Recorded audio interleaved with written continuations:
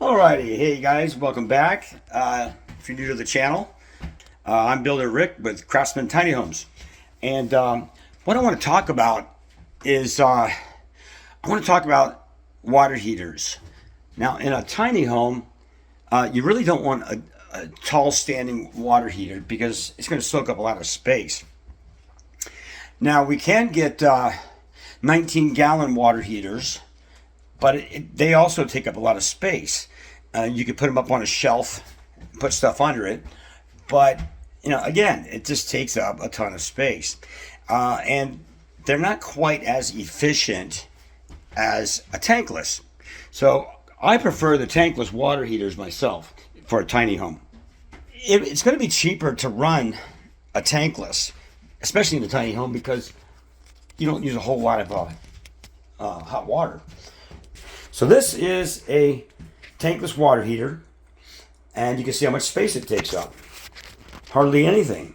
You can see the size of my hand, so it's pretty cool. But so this one sits up off the ground.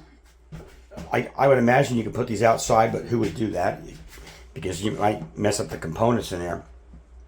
Now this one is 240 volts. It's got two heating elements in it. One's over here and one's over here. So what happens is the cold water enters in this side and it runs through one heating element, runs out the other heating element, and then it exits. And you have almost instantaneous hot water.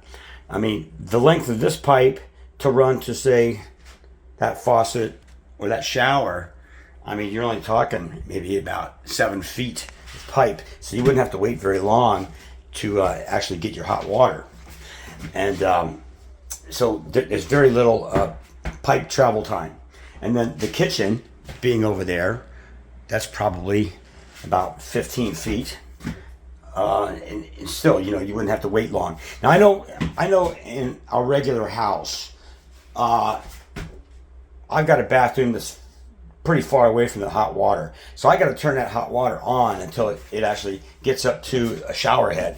And then I get my hot water. Now, one thing about all hot water heaters, you should clean them once a year.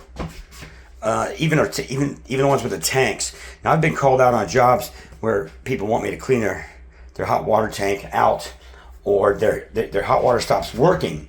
And what happens is calcium builds up and it covers the lower heating element. So then we got to work on pulling the heating element out, swapping it out. Well, this is no different. You got your heating elements here. And so what you would do to clean this is you'd go outside, you would disconnect where the hose bib is, and you would empty your garden hose out, or whatever hose you got, and you pour in white vinegar. So you need about, I don't know, 6 to 12 ounces of white vinegar, and you pour it in the hose. Then you got to reconnect it down at the bottom outside. You reconnect it, and then you turn your water pressure back on. And then what you would do is you would run your hot water, okay? And you would actually get the smell of the vinegar. You could hold your hand out and then stop and let that vinegar set in there for probably 5-10 minutes. And that's going to help break out any kind of calcium or any kind of stuff you got in your elements. And then you turn it back on and you let that stuff come out. And you'll actually see it. Any water heater will build up scale. And like I said, the tanks, they're kind of a hassle because you got to drain them. And then you got to open up where the heating element is. And then we got to get a small vacuum hose to start vacuuming out all the calcium deposits.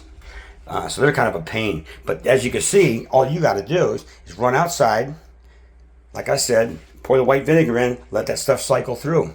And it'll start breaking up all those deposits that might be in there. Now on tanks, you got to change out your anode rods. Some people recommend doing it every year. Some people never do it. But an anode rod sits at the top of a tank. And it's a long rod. It's magnesium. And it goes down into your tank. And it's supposed to collect all the calcium. And that's why you eventually got to pull that rod out and change it out. Sometimes they're really hard to change out. Okay, so hey guys, if you like our informative videos, hit the like button. You can subscribe, like and share, and comment. Anyway, Builder Rick here, signing off. We'll see you next time.